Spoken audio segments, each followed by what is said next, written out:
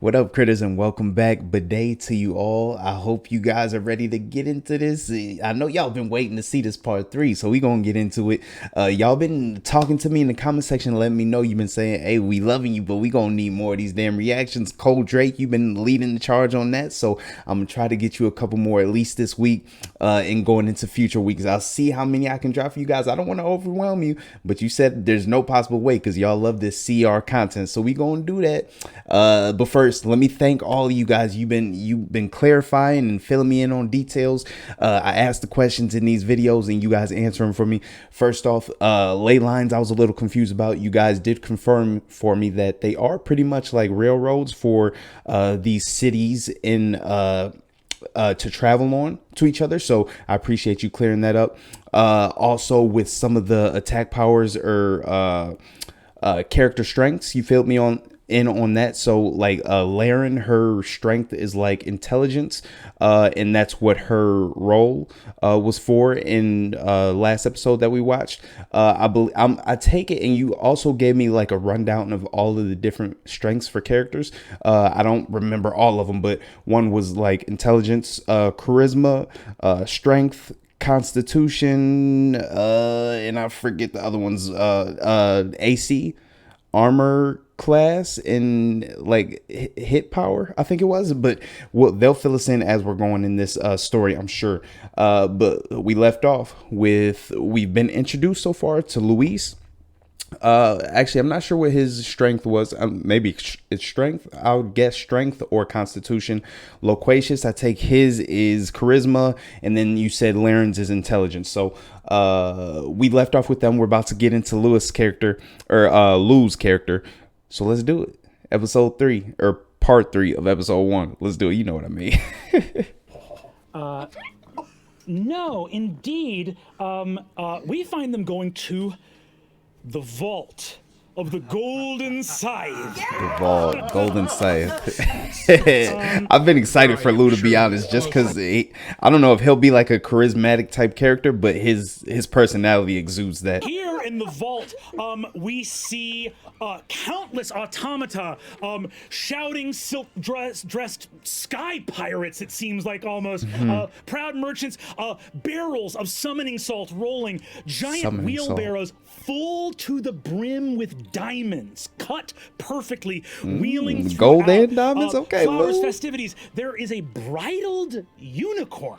And we see a my niece would go crazy for that. She's going through a unicorn stage. In the center of this chaos, this controlled chaos, this endless empire of arcane riches, we see a single man at the helm, the ringmaster of a circus of impossible wealth. Lou, could you please describe your character? Let's go. Let's do it. Nidus is, I'm going to look at a picture of him because I always forget. Nidus is like kind of a stocky dude, like right around 5'10". He has long dreads cuffed with gold. Come and lay just on his shoulder. Like wearing the red of the Golden Scythe.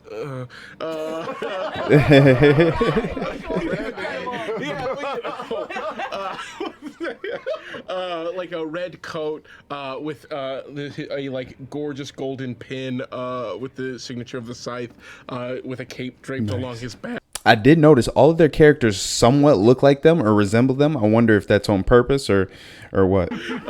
To one side, his face, long scar from his pirate days over his right eye. I know it's on my left, but I'm looking at a picture that's the reverse. So over his left, over his right eye. You got it. Yeah, okay. Oh, is it flipped for them? It's like a mirror. I don't know. His right eye is a scar. Stop confusing Over his left eye, you see 3 tattoos. He has tattoos of X's. He's got 3 over his eye. Triple X, Vin Diesel. A beard that ends in a golden ring, and then set in his face are 2 eyes of hazel flecked with literal gold. Okay. And by the way, you guys did tell me that you do, or most of you do watch the streams and listen to them at the same time rather than just listening, just so you can see the reactions. At least through your first watch through. You see Nidus in the center of this, wheelbarrows moving, barrels getting rolled up onto giant carol hulks that you built after all. And you look up and you... Oh yeah, and I think I confused that they were real animals that were this huge, but they are robotic. He said that in the last episode. Massive golden statue of a roaring dragon, gilded to perfection, glowering over this entrance, the most massive central warehouse of your order. Next to you, wearing sort of dull red robes with a kind of classic, like sort of arithmeticians or like bookkeepers hat, a sort of conical hat, with a sort of long beard, looking a little bit dusty, is Alessander Kairos, your chief These bookkeeper. damn names, I'm never going to notice them, but they're epic. Down from the Magisterium, the need was for 200 bounded wands. It seems that we've already approved that, but 100 is already exceeding the budget we set forward at the beginning of the quarter. Alessander, it's the replenishment. It's the replenishment, Alessander. Guildmaster, if you ask me to keep these books, I shall keep them. But I remind you that the Golden Scythe is not a I love the consortium change in of voice wizards. We and are tonality from merchants. Brennan. I cannot produce something from nothing. We are a symbol of the riches of our city, right? And should we limit ourselves, we limit the potential of Avalier. So, Alessander, you're going to find me in your brilliance 100 more wands. I have no doubt. I like his energy already. Perhaps I could When he reach delivers his out lines, he to reminds me of Denzel a little bit. There are calls that could be made, friends that could be nudged. There are wands in storage for the Sorcerer's University. If you wish, I can. Sorcerer's University. But the children will have to go. If I move the wands Fuck from them there, kids. and there, A whole month to acquire new wands before the city sets off. Alessander, this is not a problem worth dealing with. right? Sorry, Guildmaster. And you, Alessander, do not apologize. These are the questions that need to be asked. However, they have solutions. You see that over your shoulder, Daenerys, who Okay, is so your he's chief one of the arithmetician, guildmasters. leans over and says, "I believe actually our collection from the Circle of the Crescent Moon may actually, I believe that they have some wands on resource. So if we ask them to pay a portion of their contract, perhaps there's at a discount in wands. I believe that might make up the difference, Alessander." Perfect. Alessander, Works for me. Daenerys. Yes. Alessander, Daenerys, you two talk, figure that out. Daenerys, I like it. So we've met two guild masters so far, Nidus and Akami Ro, Navigator, I think. Like winged lion with a man's face walking. This is our, are we putting on the Parade of Beasts? You are, of course, the Golden Scythe is putting on the Parade of Beasts. The Sphinx walks up and says, hello, I understand that I've been brought here for the Parade of Beasts. I am, of course, a speaking and thinking creature.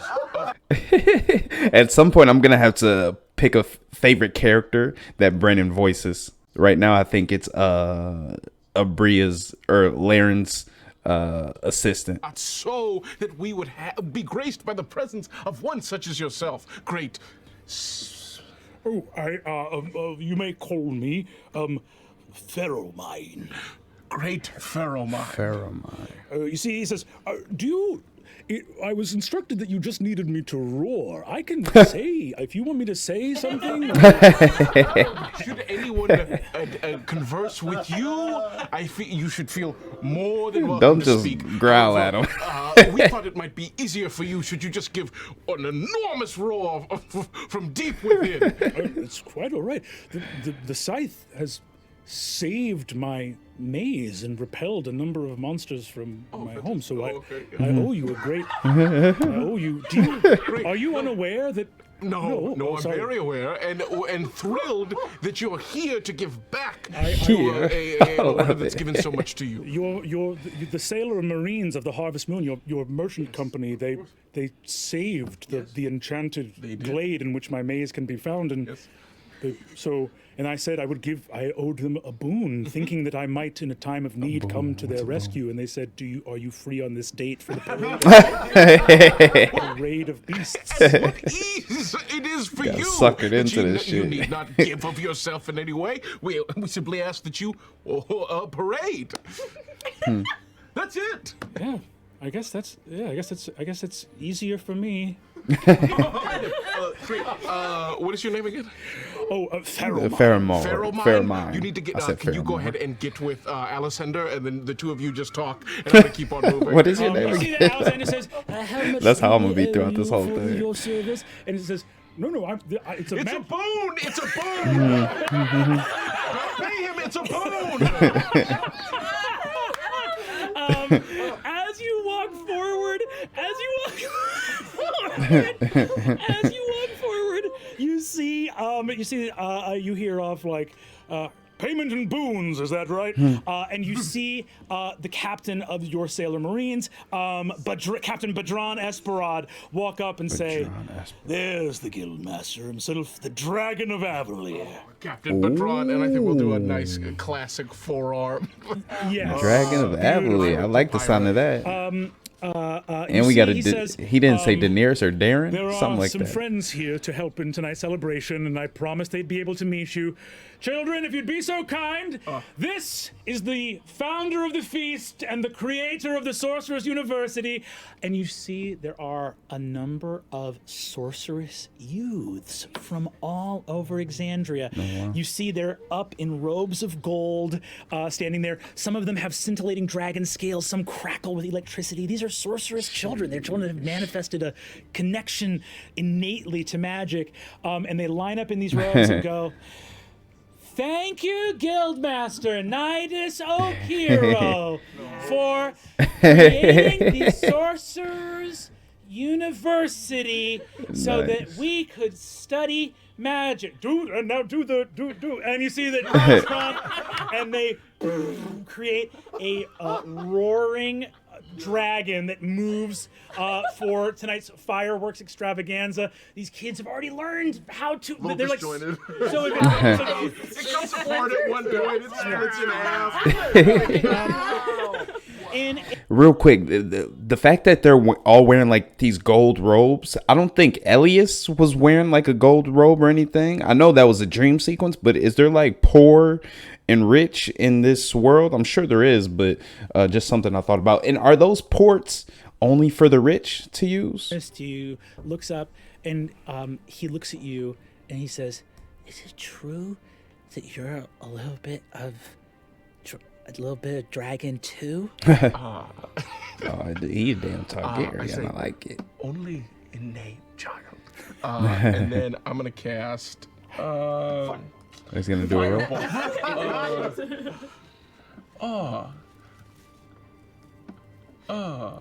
Is he going through his moves or his spells?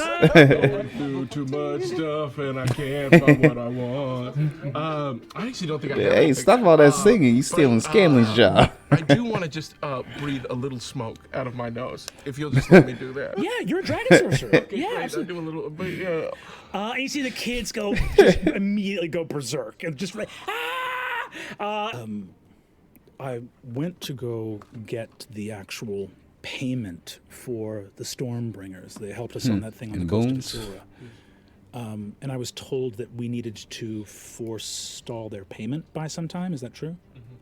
Just for Through the through the replenishment. By the time we are back in the air, everything will be in order. All right. Can you start? Like, you can hold. It's just through until we're back in the air. Yeah. Well, if that's what it is, that's what it is. I mean, there's nothing they can do if they're told to wait, they will wait. It's just that the business there is not completely resolved, so it would be nice to be able to use them again. Do they have to wait the entire month while we're terrestrial, or? I mean, hopefully, once certain debts are paid, given after this, upon our return, certain debts will be paid, which will hopefully fill coffers, which will free things up. But right now, That's a hope and a dream. It sounds like you're not putting Avalare in a we need to bad keep position, this are one you? on hold. You have the vision, Guildmaster. Tough conversations are not the thing I'm most frightened of. And he heads off. Where does Nidus move now? You think like this you know? I think would Nidus know that kites are coming? Yes, you would. I would move to find. I would be looking for the one from my brother. You go up to your office and see the kite tapping gently against the window. Hello, friend. It opens up. You see your brother Edalus, his script on a letter. His wife Earmaze, incredible sort of nut and fruit loaf. This like ground-based something like home cooking that you haven't had in so long. Good. Is it warm? Loaf. He tried to cut it right away. It's gorgeous. It's just holding a loaf. You see it's a short letter, and you see it says underneath it says Little baby loaf. even dragons have to land. There will be a table set for you when you get here, brothers. A Hallmark card. I think Nidus takes a moment, cuts just the notch of the bread, as it'll likely be some of the only food he gets to eat today. Notches on it, and then without fail, as you say that, you get a bite in, and there's a knock at the door. You see that Alistair enters and says, "My lord." Magister Milus Fren is here. If you're busy, I don't have to let him in, but if you wish. Oh, no. With the replenishment coming up, I don't want anyone to feel ignored. Who is this man? That's a little bit of sarcasm. Who is this man? Is it on our 20-page lore doc? That's a cool 17. Lord. 17? 17. I mean, he's a magister, but truly to you, this is a nobody. Got it. You see a reedy. Oh, can I say one more thing, Yes. Alistair? Yeah. I say, if this doesn't seem to be that important, 30 seconds in, I need a call. Yeah. Wait, of course. Alistair steps out, and you see that a reedy, kind of sallow-faced archmage steps in. This is a member of the Magisterium. And you see he comes in and says, Guildmaster. Magister. On such a busy day, I do appreciate. I am so sorry that time has worked out that I must bother you on such a busy occasion. Oh, think nothing of it. But I've heard you might be the man to come talk to. I have heard some rumors about some movement in some of the upper echelons, and I'm looking to see if I might be able to be a welcome hand to those in need, as I owe some favors to some friends of mine higher up near the Arch Sept, you understand. Favors like that. And I've heard that when it comes to the replenishment, sometimes there's, as we know, the auxiliary batteries have been lit up, and it seems that there might be a surplus of ether this year. And I was wondering if you were the man to come and speak to about that. On a 17 history, you don't like that this guy... This is too low. Yeah, too low for you to notice. And too low for this guy to have... to be talking this openly about something like this. Magister, I do not know to whom you speak. Damn. Felt so comfortably. So a quick power check is like, embracing you're not on my level. rumor as if it were fact. But this is not the case, and you have come to the wrong person. And I would ask that you excuse me, as I have much to do with regard to the replenishment. Alistair opens the door and says, Guildmaster, the Sphinx is pitching alts on his roar.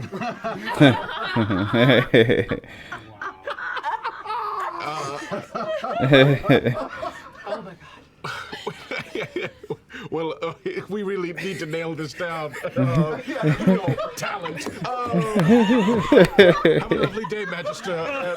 He looks, and you see Alistair, Captain Esperod steps in and says, Magister, right this way, and moves him on out of there. Alessandro, what the fuck? Is he actually doing that? Is the Sphinx actually? Is he actually roaring? Or is that, was it your creative solution? No, that was my creative solution. The Sphinx is actually Just to get him out of here. sulking in a corner. Well, that's more Nice. of a problem. Sorry, I just thought he just seemed. Do you have some ideas for Alton O'Rourke? All glory to Avalon. Oh, that he would yell that instead of roaring. Maybe he could do both. Oh, like alternatives? Oh, honestly, Alessandro, I'm sorry for shooting this down. This is good. Let's go talk to that Sphinx. You take off. We move from the golden scythe. Incredible. As we move from the golden scythe, I'm gonna press some buttons. Remember when we started with the Change the lighting. scariest thing in the whole world? Right? Now things are kind of fun. Oh, we gonna get back to that dark shit, I'm sure. The sun without eyes. The hole in the ground, the stars underneath you. Sun was fishing in space. The damn betrayer god getting his throat stomped on. Yeah, all that happened. First 5 minutes. I didn't betray nobody. No. This is great. We go now past Excelsior Plaza all the way to Cloudstone. We have seen so far that the Tower of the First Night. We go deeper. Massive marble building. The footsteps. People. I promise I'll remember Cloudstone. I won't call it Cloudwood. And we see For those of you from the Legend of Vox Machina reactions, up you know what I'm above. talking about. of a massive eye with a slitted pupil overhead. The people who move in this place are not wearing robes, and they do not carry orbs nor staves nor wands, but instead weaponry. This place does not hum with magic, but instead a cold and silent somberness fills the air here. This is a place of sharp clarity. Through the echoing halls, Why is Sam smiling an like that? assortment of, well, I suppose we He's might the call only them one. rogues, but there is not very much roguish about them. They wear rings, the emblem of an eye. So are they like elven? And we see one such member walking down a corridor, flanked by some attendants. Guardian of the Seventh, senior sight warden of the Eyes of Avalier. Travis, could you describe your character? Hey, what up, Travis? Damn, hit with an ad. We'll be back in a second. A 6.5 foot tall Ice Fura. So I'm glad to see him playing like a rogue instead of a barbarian this time around. Falls into brown tips. A dark beak with slightly Oh, gray, slightly bluish eyes. Proud, strong shoulders, strong wings tucked back, but Are his fairly wings gold? folded back beneath a cloak, and a badge of some sort that's just slightly hidden on his person. oh, he's got His axes arms sort too. of tucked in tight, only to, if for no other reason than to hide the double holstered axes, hand axes that are Oh, underneath his, so he's his still arm. got a little bit of barbarian in him. Wraps, around his wrists and his taloned fingers and feet. Okay, and his strength is As he dexterity. moves Along. I think that's what that and one this is. is Sept, a Gruffman. Sept. Gruff. Sept Agrupnan walks a mode of transportation that is not your primary form of movement, but here in these halls with all of these terrestrial folks, even in this skyborn city, you walk into a chamber carved of a single piece of marble. It's about 40 feet by 40 feet. The ceiling's about 30 feet tall. One wall in the marble is carved with pure force.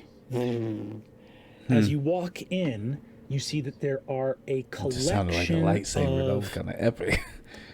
some of them might be artifacts or magical items. Many of them are just debris and bric-a-brac. There's like a Look at partially Marisha, how into it she is. I love it. and they're floating in this pure white marble room.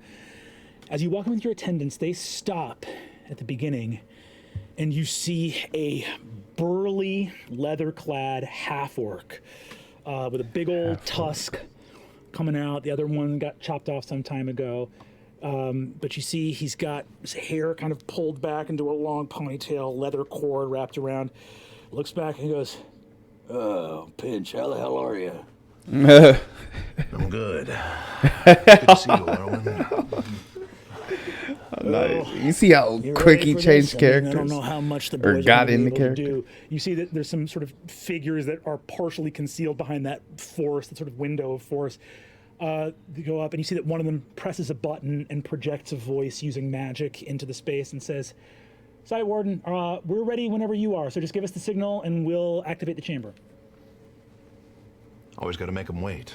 Understand? Do things on your own time. You see Orem looks up at you and says, yeah, the kids, the eggheads in there, yeah, I like that. How's the missus doing, by the way? You got to come by and have dinner sometime. I appreciate that. Yeah, it's a little busy at the house. We'll take you up on it. The way he talks, you would think he took inspiration from like Clint Eastwood or something. Oh, this is basically the debris. So, we were parked over Vasselheim for about 10 days. We're there trading, last port of call before coming home, taking off from Asilra and flying straight here. While we were there, we get reports from the constabulary in Vasselheim that the Archmage Vespin Chloris is... Mage. The Archmage Vespin Chloris is... Oh, I thought he was checking his gone notes. missing. He turned on the sound effect. We didn't think anything of it, The report of basically the only reason we heard either tale of it is that the people there were worried that he was doing some heresy. Vasselheim, they're worried that someone was doing something against the gods. And Okay. so what we did then is, they said, "Hey, did this guy do anything? And is he stowing away aboard the city and about to take off?" So we did a sweep. We said, "No, Vespin Chloris is not stowed away." But even if he was, we're not going to answer to you're not going to extradite the guy. So No trace of him. Just vanished into thin air. So he's like that's what we've been getting police the chamber ready for. I mean, in this we took a quick realm. look at his chambers. No hide nor hair of him. I mean, Or a detective, if that's a better description. the rumor is he was trying to recreate the matron's ritual. Another one of those. The Raven Lady exactly. I mean, every we saw in the, two-bit sorcerer trailer. hedge maze he pops up with their bodies scattered in a miasma of their own goo, trying to name check some prime deity. Comes in here, nothing more than a stain. But this it looks like this Joker did it so bad that they didn't even leave a hair or a fingernail. I mean, there's nothing left of the guy. Damn. I appreciate you having me in here, but this seems like something you would be able to dismiss on your own. What makes this any different than the others? Well, we did dismiss it, and then they wanted to get rid of a bunch of this, which is what opens this can of worms up. So you see, he looks over and says, "This bric-a-brac, all this magical nonsense from his chambers, his sanctum, this made it aboard Avalier, and it was headed for the arcane furnace. It was going to get disenchanted, broken down, and added to the etheric net, so we can come back and dump all the ether into the ground and replenish the continent of Dominus." Oh, so that strengthens but, the veil we for grabbed it to out of the protect against the line apogee? Is that because, what he just described? We got word Or from... the solstice? I think someone came down. "Hey, Costello, where did we get that? And you see, he looks over, and you see, he says, member of the Ring of Silver came down and told us we needed to pull it. Ring of silver, you say? Yeah. Said it was of academic importance, something like that. Academic.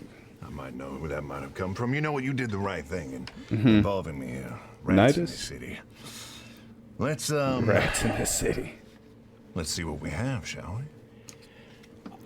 All right, boys, light her up. And you see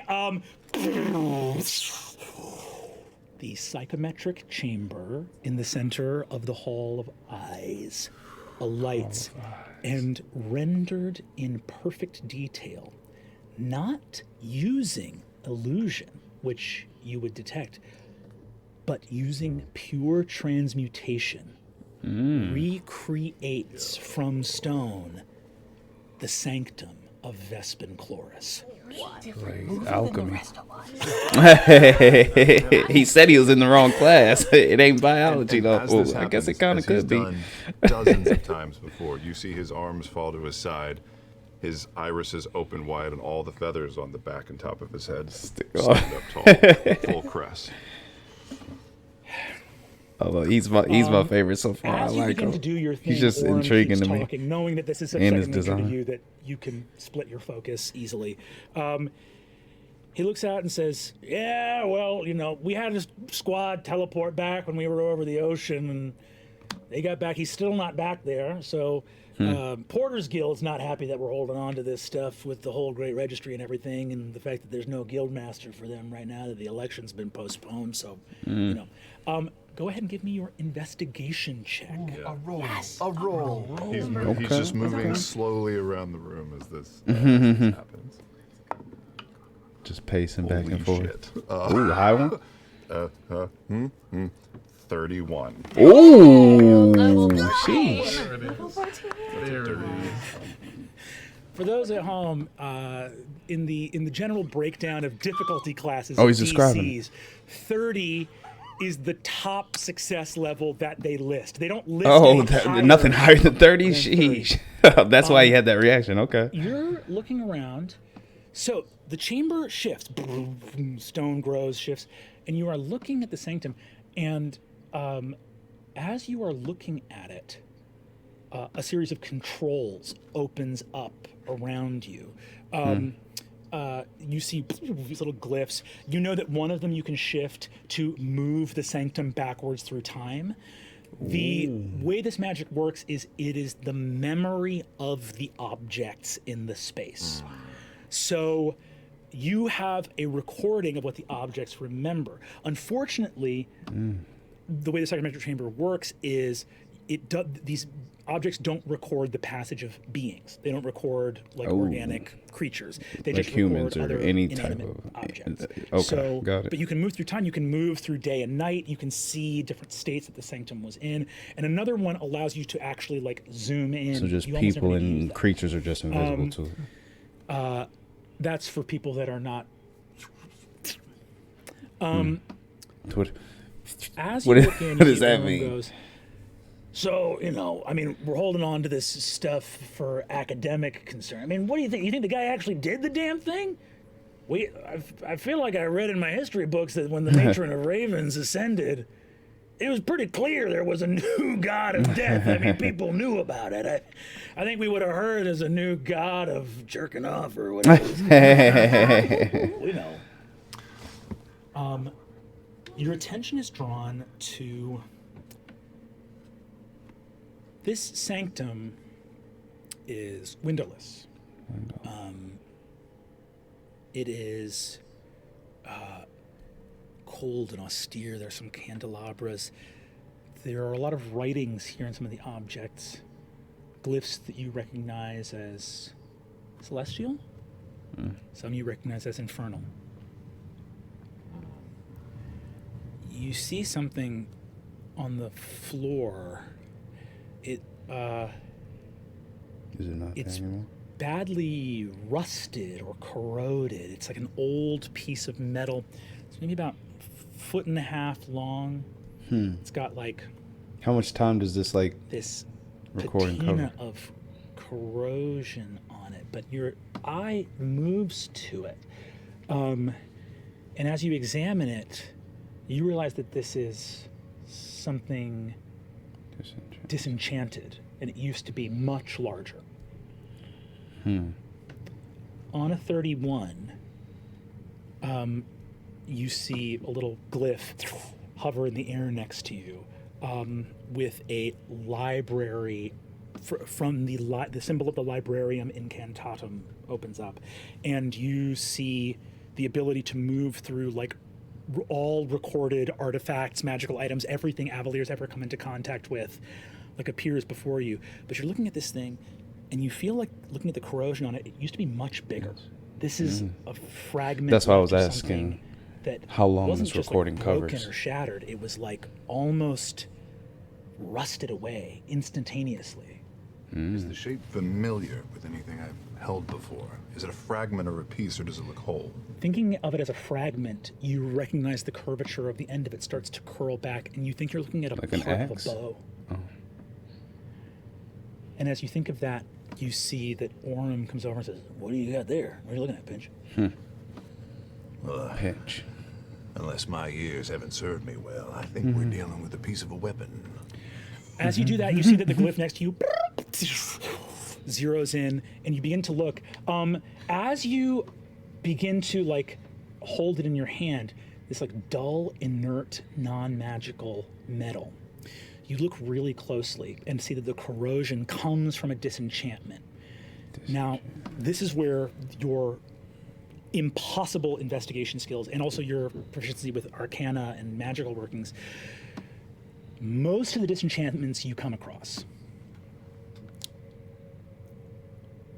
work in a spell casting way in which the thing that was being disenchanted was targeted. As a result, when something corrodes or is disenchanted, it tends to have a pattern in the patina that is left on it that starts at a center and moves outward, right? So kind of like ballistics, like how you can pinpoint a shot that came from a certain gun. And break it. Now, already, to disenchant a magical item, we're talking about 9th level magic. You're talking about really rare stuff, even in the Age of Arcana. This doesn't have that pattern to it. You're looking almost at like how you would look at something and say, okay, if this was targeted to be disenchanted, it would start at a center point and move out. Everything here has the same grain to it, which means that some energy came into a space and exploded or moved outwards and was able to indiscriminately disenchant a magical object. Along with everything else. So As you look on that 31, is you anything else look rusted? and see marks on the ground of a summoning circle that has been completely eradicated. That something was supposed to be bound here. And the thing that was supposed to be bound so wildly and easily escaped those bounds that it erased any obvious trace of a summoning circle. You don't even think the other guys that have come in here, you don't think Orem can see it, you don't think anyone else can see it, but you're looking and see traces. There's no recollection. Is he of what the only seeing room this because even he's would've been, but you he just rolled see from that the 31? spacing, you're like, yep, that's a 16-point circle. That's the corners. It's oriented with the largest rune being due north. This is a summoning circle that's been erased. Or when I'm betting balls to bone. This is not your standard fare. No. Well, so some kind of this guy tried to call something up and get the better of him. I mean, they said he was working on, what they're all working on. He said he was trying to crack godhood. Right. No, I don't know if this is the case, but you guys told me that after the matron did it and took over the position of death, that someone else tried to do it, and that was that green guy from the trailer. Is that who we're hinting at right now? Turned it on, so no one else has seen this.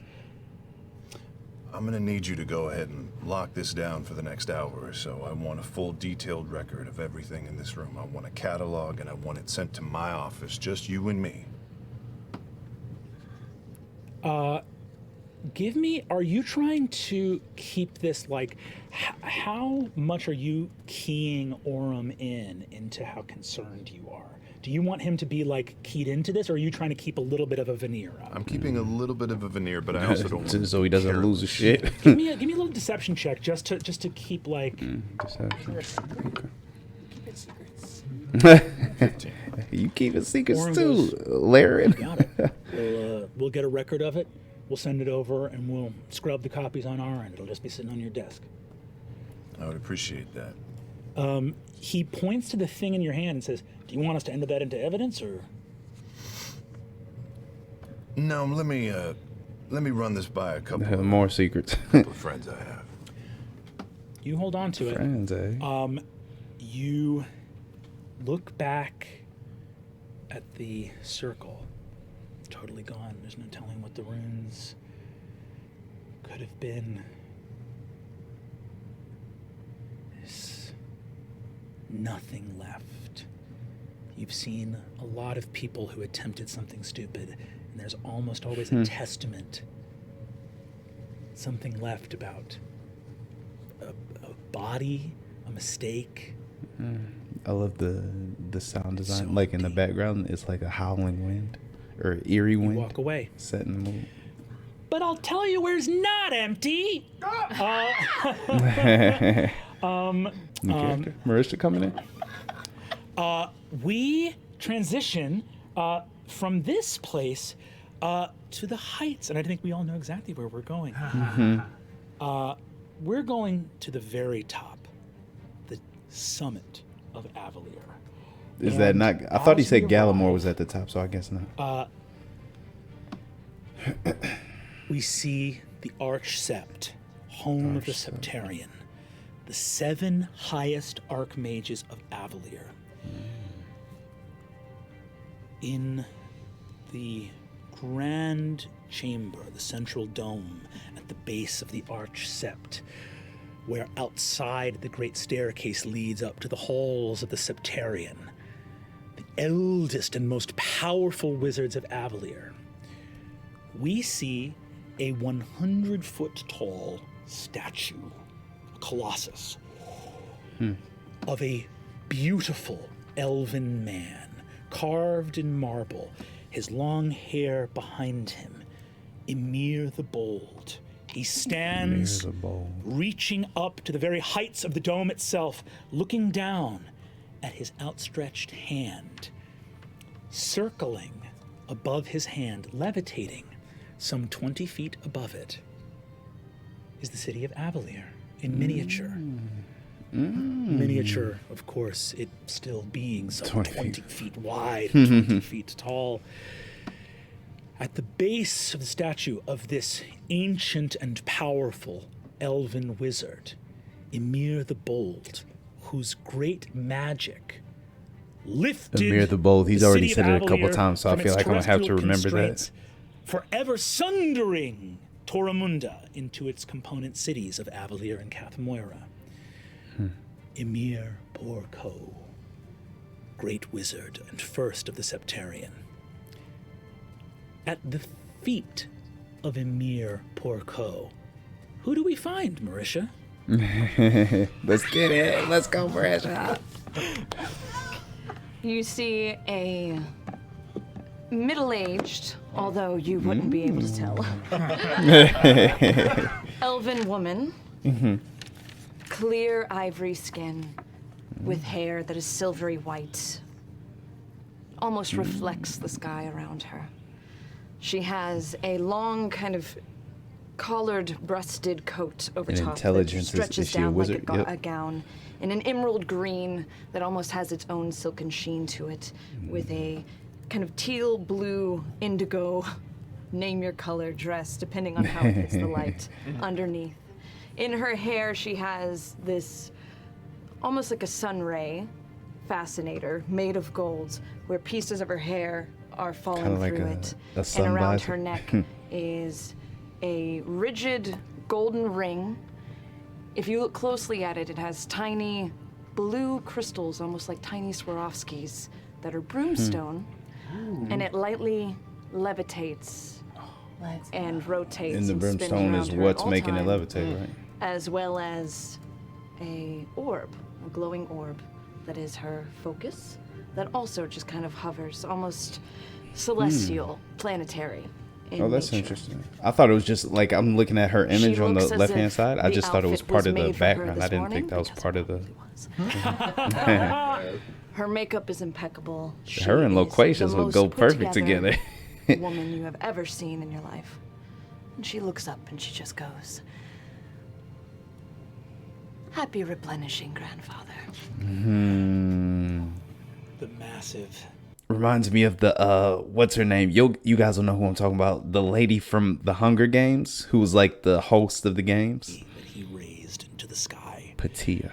The very top of the staircase, spiraling around the dome, a wall, seamless, changes and swirls with magic energy as a door appears. Patia, you're here to meet Loris of the Weaver's Mask, a member of the Ring of Gold. Those 14 wizards, apprentices of the Septarian, who command respect second only to the 7 archmages that rule the city itself. Loris of the Weaver's Mask commands respect and status by virtue of being an apprentice to one of these archmages. And you've come here to meet him on the day of the replenishing here in the Arch Sept, one of the few people who even is allowed to walk within this place. This is a magocratic society. This is not open to the public. No, but you are not the public. Magocratic. As Keeper of Scrolls, you find yourself welcome here. That's what I was kind of But of asking, course, not whether every everybody Keeper of the was able to use like the Scrolls has ports or been. no. No. That position has an extra meaning in subtle and clever hands. The door opens, Loris steps out, and is accompanied by a second figure. And I'm going to need to know your reaction when you see the gleaming visage of Eldamir the Wise, one of the 7 of the Septarian. One of the true 7 steps out. The way Louise just looked at Marisha. She has all of the cool. She does not show it on her face. In the back of her head, there's a little twinge of her wondering, what is he doing here? But she would never show it on her face except for maybe the ever slight tilt of an eyebrow. Loris of the Weaver's Mask is a beautiful raven-haired elven man who wears a partial mask over his face. His cloak is of red and green and gold and purple, carved many bright colors, and as his hands move through space, you can almost always see strings trailing from them, fading translucently into magic. The arcane power commanded by Loris is overshadowed by almost no one, with the exception of Eldamir the Wise. Eldamir has sat on the council since the beginning of Avalor. It is rare to see an ancient elf, but you see, slightly bowed with age, wearing a shimmering golden cloak that appears to offer little glimmering crystals of golden light that shimmer in geometric shapes and turn into motes and float away. A face illuminated by its own wisdom and counsel. The eyes of Eldamir are soft and smiling, and he leans upon a wooden staff that he has wielded for centuries. Oh my goodness. Keeper, it is a pleasure to meet you here in this place. That voice. The pleasure is mine. What? I don't know why that made me just think of Avatar: The Last Airbender. The great Archmage Eldamir. As an old person, his voice is on point. Face, my good friend. You see, Eldamir says, I I did wish to meet you face to face. Oh, damn. Is Eldamir see now? Word reached my ear, high up though I am, I still see much, that the record has been set that the Librarium Incantatum, under its current keeper of scrolls, has bested the previous record for magical knowledge gained in a single venture. And I asked to whom the young Archmage Porco had wrested this title, and I was informed she had wrested it from him? herself, Oh. who had set the previous record. How do you... Oh! I didn't think of where we would meet. Your grandfather and me. Oh, the statues. Okay, the statues are I was grandfather. a young lad. I saw him and thought, there is wizardry itself. The sheer brilliance, the sight, the vision. To go to the druids of old Toramunda, those old Gaudrashari, and to say to them, well, you listen here, I might be able to turn into a bear, but so what? I was going to take Turn into a bear, he can shapeshift? the sky. and he wrestled with them, he did, and they said, you're not going to split the city in half, and he said, there's more brimstone. Did you know that the veins of So brimstone shapeshift into other animals, set like a into the bard, sculpture like Scam. are perfect to the millimeter, with the veins of brimstone in the base of the city itself. It is a perfect replica. You know, I did, but I never tire of hearing of it or your stories. I'm sure that I repeat myself. Here's a story you won't have heard, and I'll tell this, and it's a little. Oh, please, I have all the time. Listen to him like stumbling over his words, but it's not because of him. It's just because the personality of an old Do you person. need I to love sit down? Yeah. Are you all right? Quite all right. Hold on. There it is. Oh, well. What was that? All I wish to say What was was... that? Oh, your grandfather and me! What was that? They made this statue, and the original artist, he was going to be lifting the city aloft, and in the structure that he made, they had a small miniature version. This was centuries ago, and they had a small miniature version, and they lifted it up, and they said, "We'll put it in the dome." And he said, "So what? Everyone standing on the floor is going to see the bottom of my chin, looking up at the city up here. It's the most unflattering angle." You gotta make him look down at Avalier. Down. He said the city should be down here so that people on the ground can see my face looking down at the city. That voice is killing me. I love it. I believe deeply in me and my fellow compatriots and our dreams of Avalier, and get the reputation of the forefront of the Age of Arcanum. We will always be first and foremost. That is my goal and destiny. You bullshitting, I feel like. Just to say something that sound good. Single golden tear collects the corner of his eye. Says, "We live in an age where we now know that we may write our own destiny." Happy replenishing to you, Keeper of Scrolls. Your Eminence. He vanishes from this place. Loris turns to you. Sorry for the surprise. I'm never surprised. It's Never surprised. Or maybe she is Lucia? surprised, but she just doesn't show it. Like she said, her character doesn't show that she's ever Lucia sweating it. has announced her intention to retire.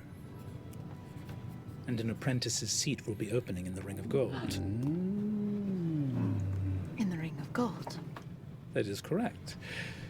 She has announced her intention to return to Kael Moro in Marquette. There to... I couldn't tell you. Why would she want to go to Marquette? She has grown weary of the sky, she says, and wishes for the company of other elves. She... I don't know. Wants to build a tower. Perhaps she's tired of being a medium fish. Now, quick question. I know, obviously, they all know of each other because Brennan's laying it all out on the table for them, and they're all in the same room, obviously. But are they supposed to, when they're furthering the plot or story of their own character, are they aware of the other characters in this world, or are they just going to cross paths at a point down the line? And I'll see it play out, but just curious if that's typically how D&D games play out. We have word that Aor may be preparing an attack on Lathris. You would know Lathris is one of the smaller flying cities. Lathris. You know, they're drumming up the usual something or other about war. Something or Our other. understanding at the moment is that it's to test something. There's no actual threat that Lathris poses. It's a dry run. Damn. Something that they might intend to use elsewhere. How small is The time has Lathris come for us that you would just to take them out like that? make good on the scurrying that I know this, what do you all call it? The ring of brass? Yes. You see, if you have something up your sleeve, Pasha, now might be the time. Two other minor things. We've had to shut down the Hall of Prophecy, so I'm not sure if the Guildmaster Nidus had anything planned there, but the Hall of Prophecy is this is just a little. What are the like transcripts they're running through? Is that like the lore docket? Also, it has come to the attention of Eldamir the Wise that some artifacts from Vasselheim may have made their way aboard the city. There's a site warden, I believe guardian of the Seventh.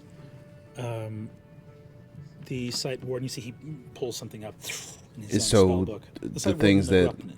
I believe this is someone with whom you have Travis's some fair share character of was business. investigating, or separate? Serpent? Yes. Oh, yeah. Oh, yes.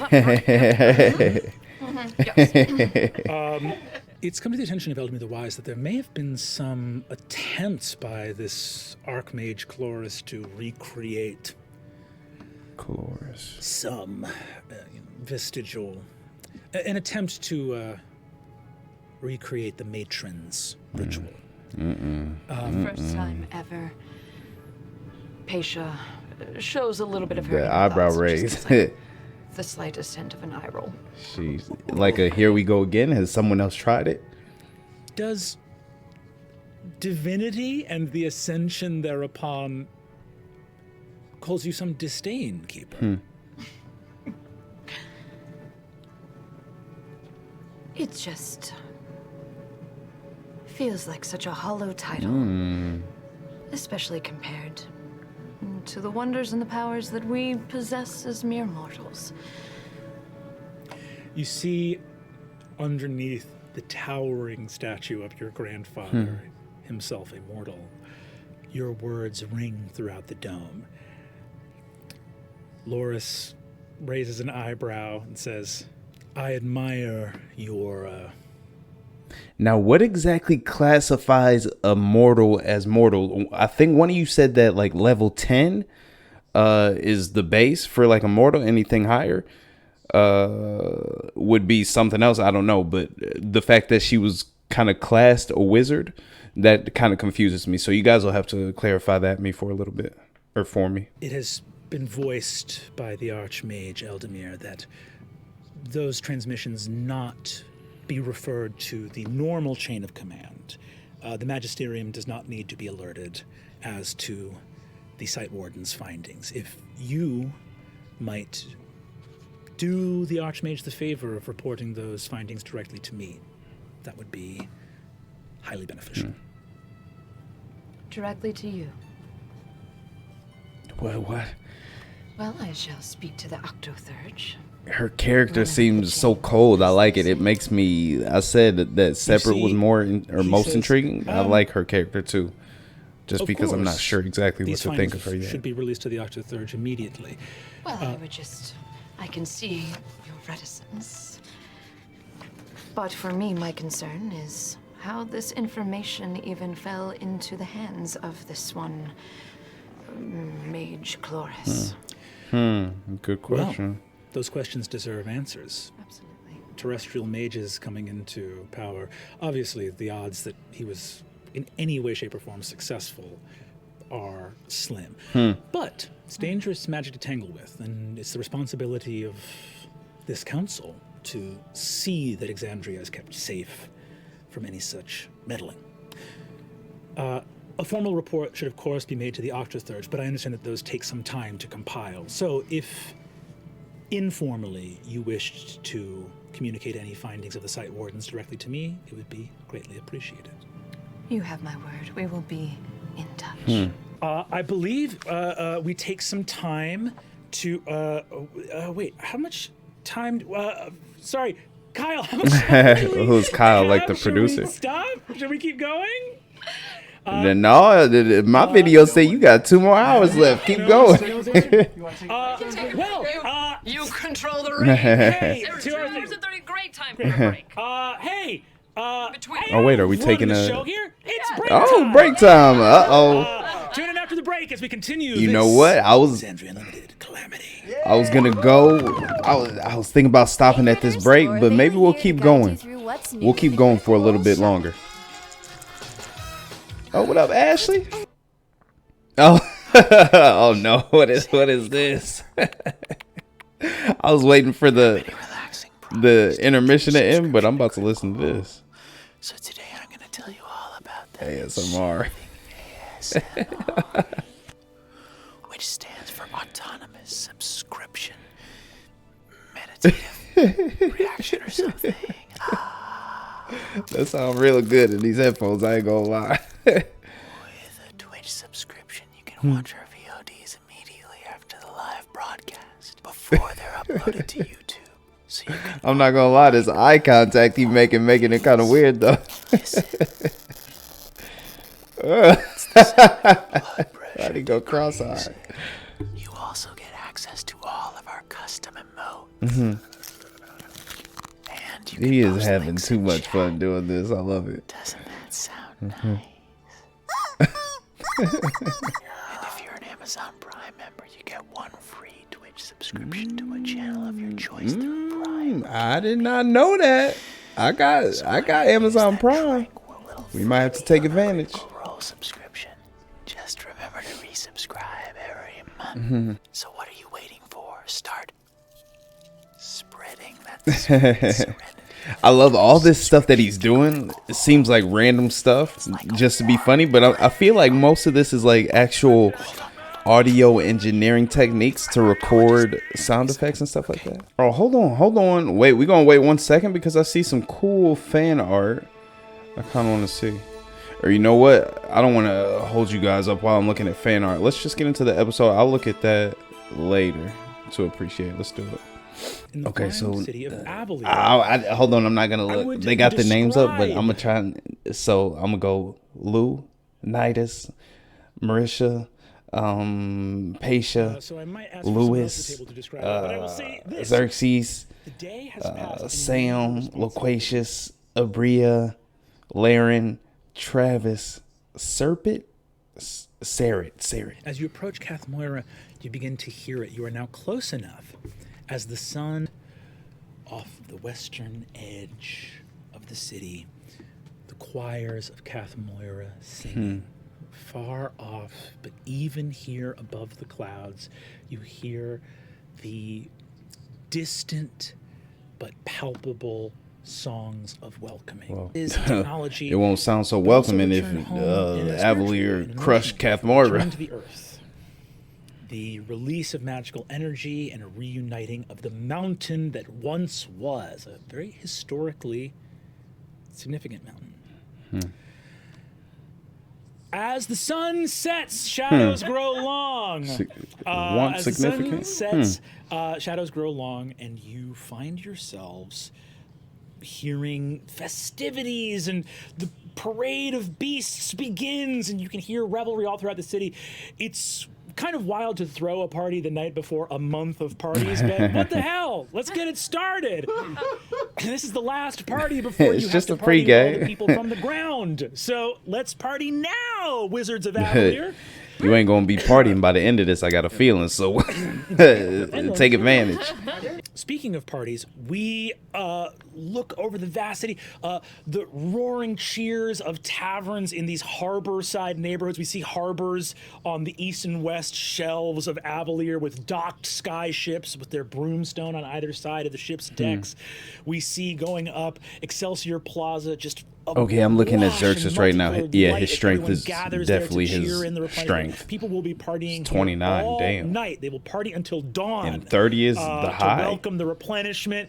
The Scythe has libations flowing freely until the dawn, and then Caro Hulks with cots and beds at the ready will ferry people home to sleep it off. This shit sound like Coachella for majestic wizards and all types of beings. However, there are some parties that are not only just for festivities, but for the well-to-do to see each other, and perhaps the most prestigious of these pre-replenishment galas now unfolds at the Palazzo Porco. The Palazzo. Marisha, your ancestral home, a palace for wizards.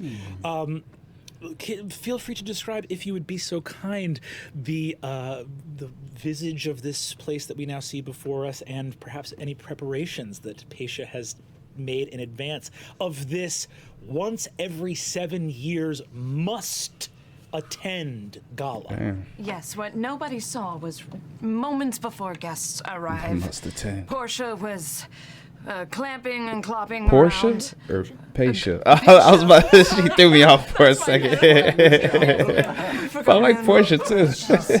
Oh, goodness. She drives a Porsche. You got it. Who am I? Stressful. Who are any of us? Hard. She's kind of prancing around the foyer, and she is barking I like how they called her out on getting it wrong, She though. turns to Melindra and is like, Melindra, are all the gift baskets ready for everyone from the Septarian What do who they may get be in arriving? these gift baskets? From the Sept. Well, Yes. my lady, we are not expecting any from the Septarian. No one responded. Well, many from the Ring of Gold will be in attendance. The apprentices of the Septarian will likely be here. But I believe the Septarian are. Sorry, I have extra gift baskets, and And all of them have the 200 wands that we were expecting. Ooh, from Nidus. correct? yes, those wands actually did arrive. Some of them had to be cleaned because there was some juice. I think some children may have Juice gotten their spots. hands on some of them. They weren't new wands? No, they were what? They were brand new. I believe some sorceress youths may have.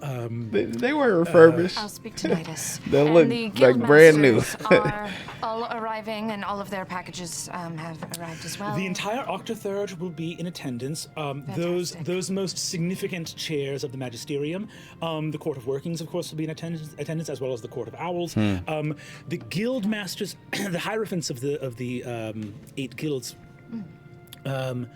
They are all coming. Do we? Many of them have asked for some extra guests in the previous hour. Do we want? Plus ones. Moments before a party starts. So Just you tell need me- more yes, wands and gift anyone. baskets? Anyone can come. It is the replenishing. Very well. I will see to that right away. And we do have actually a guest that was requested by one of the Magisters. There's a. I'm so sorry. There's a young man who boarded in Vasselheim, who wished to come. That was requested by actually a member of the Ring of Silver. I believe he is a champion of the divine.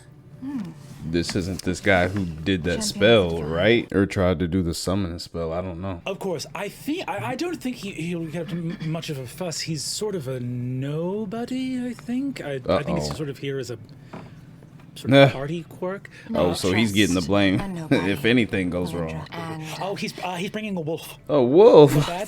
He's bringing a wolf. What? I was told he was bringing a wolf.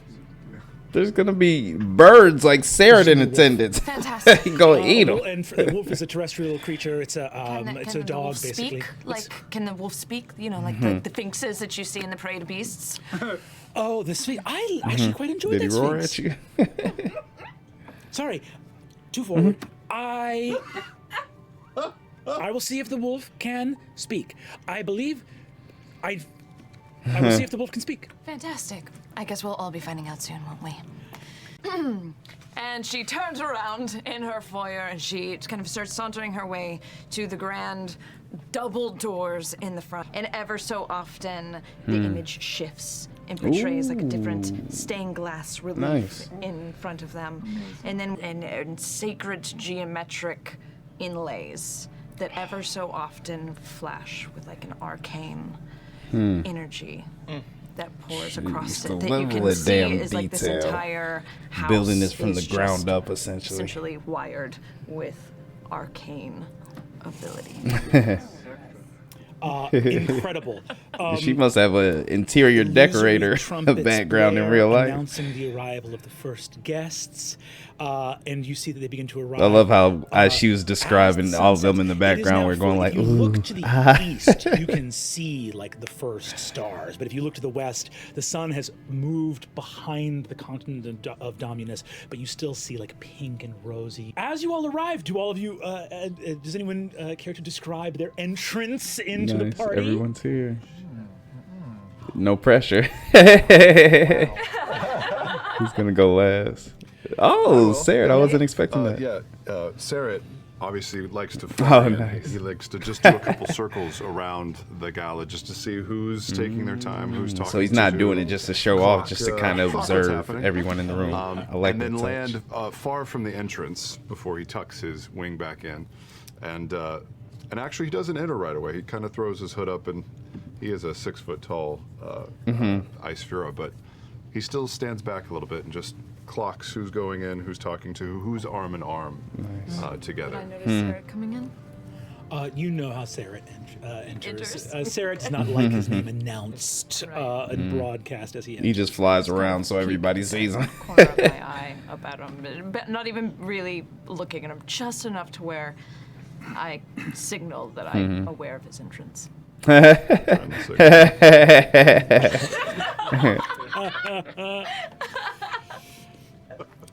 Incredible. Sarah gets there early. The place is still filling up with revelers. You begin to hear beautiful music playing again from groups of bards that have come here to play music, singing ancient songs of the creation of Avalier, and this is after all do we have any bards dedicated to the memory out of this Pacia's 6? grandfather. I think Nidus was the only mage. one. There were 7 archmages of original Avalier, but this is the mage who finished the spell to enchant the broomstone and lift the city into the sky.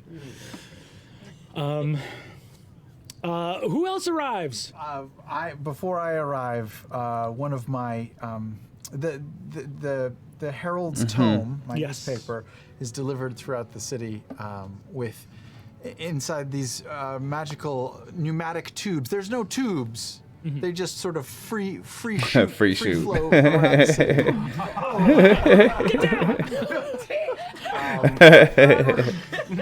But one of these pneumatic tubes enters before me and is delivered magically into the hand of the person, the caller who's announcing folks.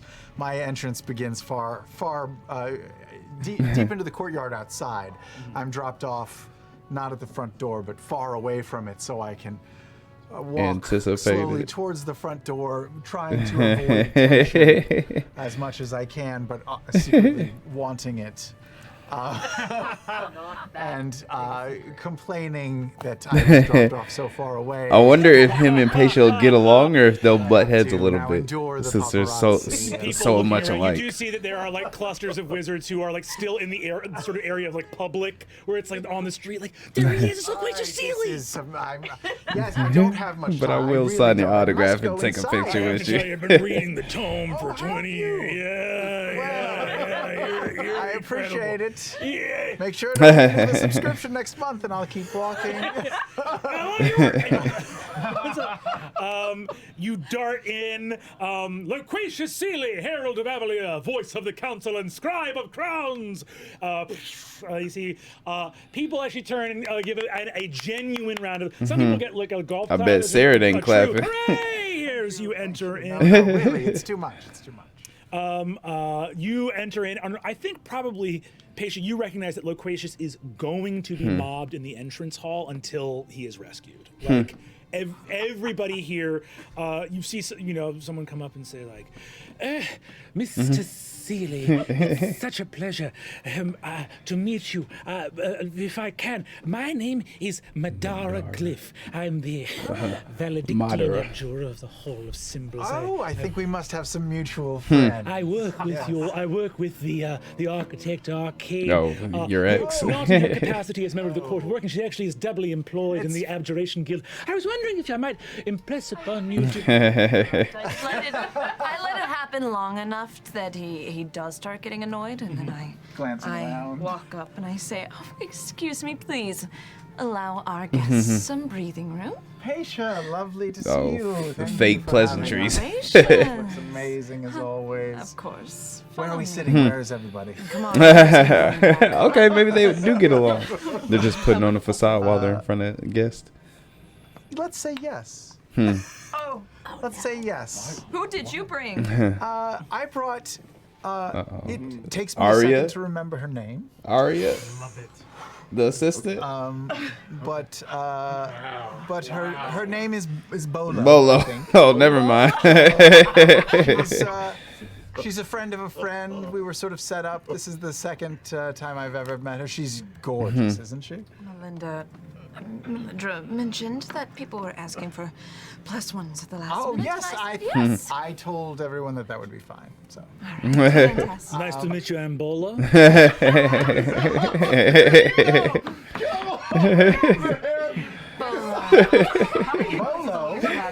Bolo wants to be a reporter like me. Eventually, I'm going to be a reporter. Taking her under my wing. And I think she's got a bright future. This is disgusting. I don't like whoop. This your house? Yes. Who's that Bolo in this? You know what, Bolo? Why don't you go fetch us some drinks and just do some mingling, There's a lot of stuff that you can hear by picking up on people's conversations in these events. You might get some leads and clues. So start practicing, maybe take some mental notes and get us some drinks, all right? Is she transgender? I feel like Bolo is a dude's name. Bolo would be the female, right? Some stowaways from the last time we visited Oh, she's Aeor. not a stowaway at all. I sent a letter and had her brought here. The voice is kind of deep. Sorry, You I want just... drinks? Yes, please. Okay. Look at his face as he's speaking his lines. She walks up. Is it just like Kill everybody. You're gonna kill us all. Straight assassin. I think her name is Bolo. Anyway, Famous dude thing in the world. I've brought the most random person. I think. Bolo means hello in Oh, Aeor. I think her name's Bo. She's really just saying, "How are you?" every time. anyway, where are our friends? Where's the circle? Well, Saris is making his usual rounds, and I believe She keeps getting the names wrong. She said Sarah At this something. point, an army of, let's say, 700 Hodmadad. 700 Hodmadods are carrying a full-size tree. Where's the rarest place in the world I could acquire a tree from?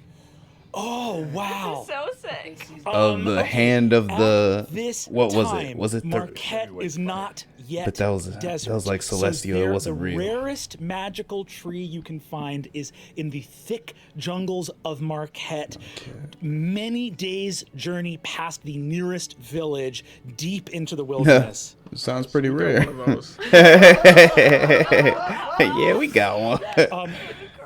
You see a scintillating tree. So hundreds of brightly colored arcane scarecrow automata carrying a tree whose bark is twinkling lapis lazuli, and whose leaves are a deep, like almost black purple, that continuously blooms into enormous, bright, the lightest pink blossoms all over the tree. A bunch of Hamadas come in, go up right to Melindra and be like, "Hello, Melindra. Hello. Where would you like one magic tray, courtesy of the golden side?"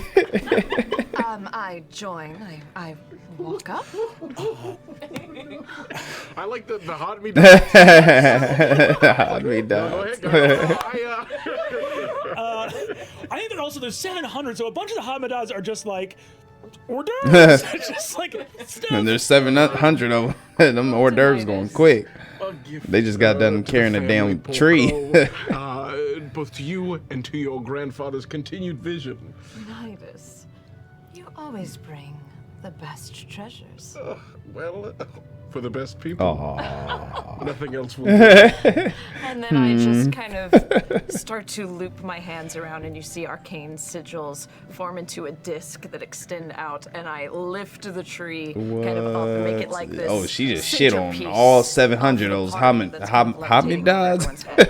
You do me such an honor. Well, it has to have front placement. Nidus, give me an insight check. Insight check.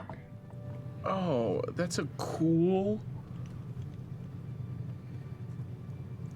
24. You clock a bunch of wizards around the party looking at this tree going, looking at like a like nicely wrapped jewelry box and being like, Here at the replenishment, the golden scythe and Avalier along with it have never been better. Amazing. I've been balancing some new sponsors. Maybe we could talk about sort of sharing some details. And maybe you could even. I was thinking on your little automatons. Yes, that you yes, have. the hot me dogs. If What are I they could, called? Hamadas. Did I say it right? Hamadas, yeah. if we worked out a deal, could I slap like a logo on some of them? If I got, just like a little, like a fighter's we fee could for definitely that? work something out. Okay. Like What does that. Nidus get from this deal? I'm going to continue this conversation at our table in the back. I see Laren coming. I love the subtleties, like the networking at the party in between characters. I like it. you see a couple of Hamadas follow behind you, sort of flopping with their fabric. Because certain parts of the city, I think we're going to have to charge a bit more.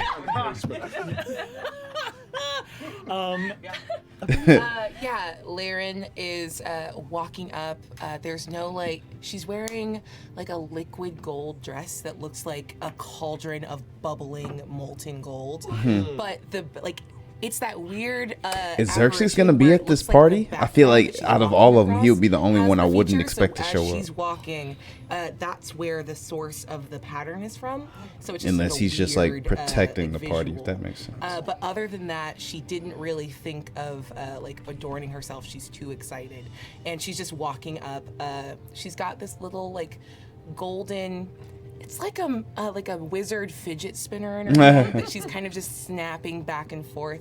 That's made of this delicate gilded metal, and she's just sort of mumbling to herself, very excited. All of the energy is I'm coming here to make an appearance, and then I have to go get to work. Incredible. Okay. Laren, with that energy, you walk into the Palazzo Porco. The herald announces as you enter this place, Architect Arcane of the Court I of want to Workings, see her interaction with Hierophant Bolo. Abjure of I cast haste on myself, so I'm down at the bottom of the stairs as he's. You hear that the pre-recorded announcement is Hierophant is going to be speeds up. You get to the bottom. Mark haste. My hair just goes whoosh. Civilians don't understand what you do enough to ask you for stuff. So you're actually safe to just approach Paisha out in the open if you want to. I pass by you. So she doesn't have the same type of notoriety, or she's not famous like Nidus and Loquacious. Hi. So glad to see you could join us. Incredible news. What? Later. Now, not. Bye. And she just takes off. Laren, you zoom off, and Xerxes. Okay. So Xerxes was not actually planning on showing Oh, see, that's what I thought. These kinds of events, he's not this is his first time as First Knight. And he's been having nightmares, probably not sleeping much. Was not really probably into look crazy. The first return as First Knight, and was not. Was kind of dreading this sort of a public thing. But a question for back when the kites were flying, and did he get one? Xerxes was on the balcony. Oh. Did I get one? Ooh, nothing. No. Okay. Sheesh.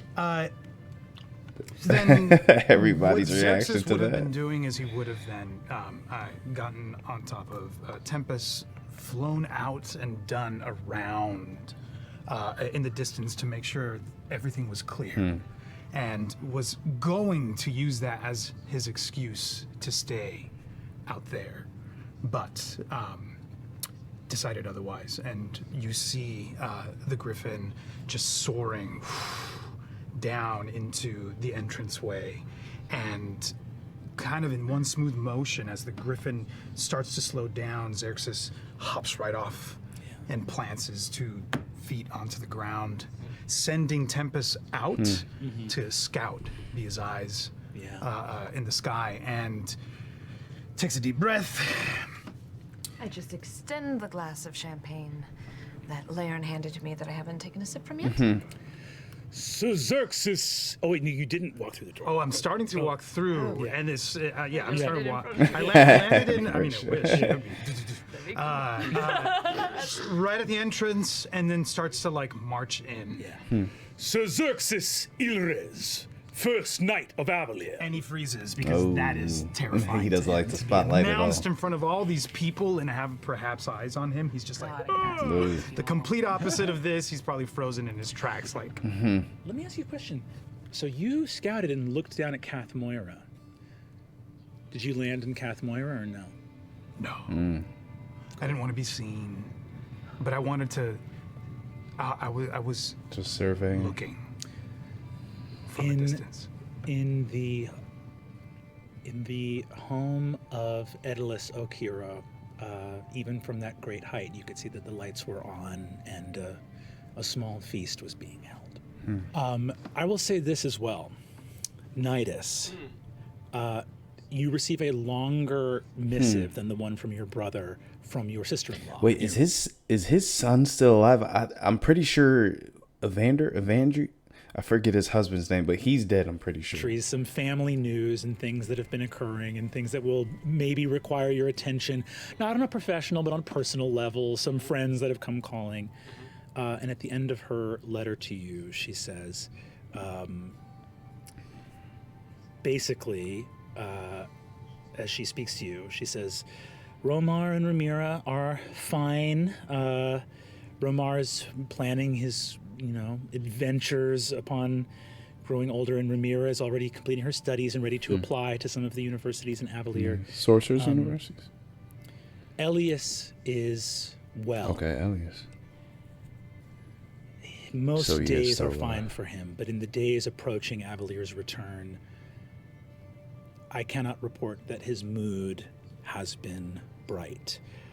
I have done my best to instruct that he ought to send his father some word of kindness upon arrival.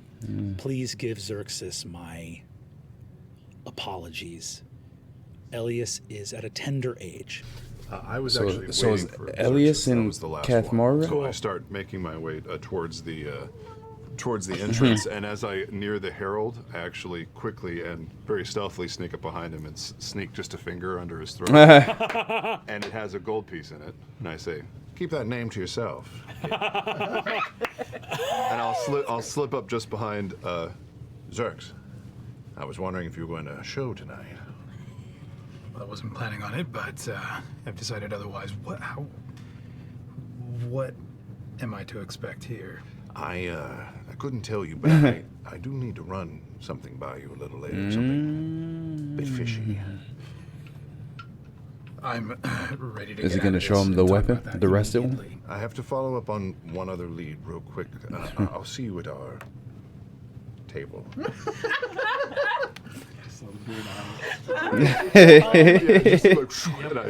As you all arrive, Paisha, go ahead and describe your table, the fabled table. Oh, we at the table now. You know what? We gonna pause it there. That's where we gonna end the reaction for today. I'm not quite sure how I'm gonna split this up yet, because I think we did about an hour and a half, maybe going on 2 hours. So I'm thinking I'm gonna try to upload this all in one video.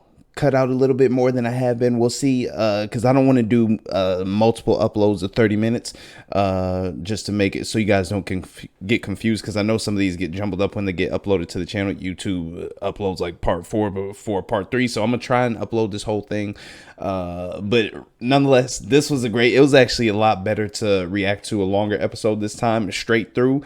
I'm gonna start doing this more often to get you guys more time so we can finish these episodes sooner, but this was a great one.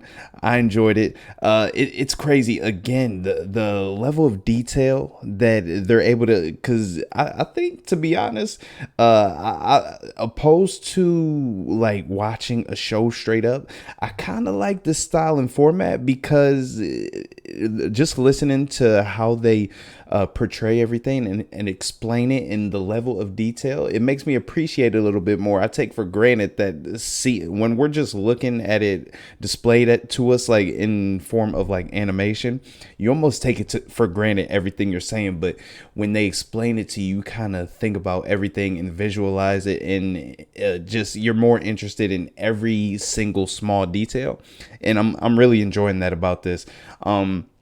Story's getting good. I don't know exactly what's gonna happen with Elias.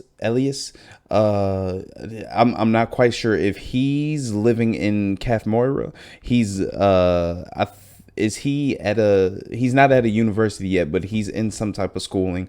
So I'm looking forward to learning more about him.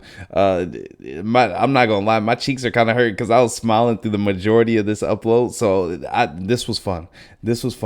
The fact, like, most of this, at least of what I've watched so far, has been mainly character intros, but I feel like it's been crazy the amount of, along with the character intros, the amount of world building they've been able to introduce so far. I've been really enjoying it. It's been a lot to take in. I joked about taking notes before. I'm starting to feel serious about that. You guys were joking with me in the comment section about it too. So I might end up taking notes. I don't know what all I'll have to remember, but I'll take like cliff notes of things that they repeat and things that stand out, because you guys know how I get. We got Cloudstone. Y'all know what I'm talking about. But nonetheless, a lot of information that they're throwing our way, a lot to retain. But I'm enjoying every second of it. I'm trying to throw everything I know out there just so it sticks with me as I hear them say things and they introduce new characters and walking robotic camels with benches on their backs and other gods, other guild masters, and everything of the like. So it's been fun. I think I've got everybody's name down. I don't have classes down completely yet, but looking at it, I know I'm calling them by their character's name, but Nidus, Paisha, Xerxes, I think it's Xerxes, Loquacious, Laren, and Sarit. And then Brennan is just everybody, but I love it. My favorite so far, hard to pick since we're just really getting introduced to them, but I think, because throughout when we first got introduced to Sarah, I felt like it was him, but then we hadn't heard from Xerxes in a while. He might be the most intriguing to me. I don't know why yet, but I like his character and his personality stands out to me, even though he's like kind of drawn, and he doesn't so much like the attention, the depth of thinking that he's done, and like the dream states that we've already seen, like maybe it's a tie because of the dark stuff that we got in the beginning of the episode that I'm so intrigued by his character, but we'll see how that plays out. The whole thing with this character, I forget the name, was it Hollow, requesting to be at the party? I don't know if that's no, I don't think it is. I was thinking maybe that's possibly the guy who was trying to recreate what the matron did, but I don't think so. But that the person who tries to recreate that, I'm pretty sure from the trailer they showed the visual of the green guy, the green sorcerer, that copied it. You guys told me he tried to recreate, so I'm thinking that's the same person. As far as this weapon goes, I don't know. It looks like we got Sarah and Xerxes teaming up a little bit, or working together. At least in this upcoming, maybe, I don't know if they'll get to it in this episode. There's about an hour left in this episode. But at some point they're gonna start investigating this a little bit closer, to see what comes of it. I don't know exactly. Maybe Xerxes will be able to tell them what type of weapon it is, from when it's from. I don't know, or what faction or guild it comes from. I don't know. Since he's the knight, he's part of the military, he knows all that stuff, but I don't know. I'm asking questions. I know all of it will be answered, but I enjoyed this one. I can't wait to get to the future episodes, so I hope you guys enjoyed this. I gave you a little bit more this time. Let me know if this was overwhelming or if you're ready for even more, and I'll pump them out. I appreciate you guys. Love yourselves. Love one another as always. And if you're in the States watching this, happy 4th. I know you're watching this leading to the weekend. So safe travels. Enjoy the time with your friends and families. I appreciate you guys watching. And if you're not in the States, you don't celebrate it, happy weekend. I'll catch you in the next one. Deuces.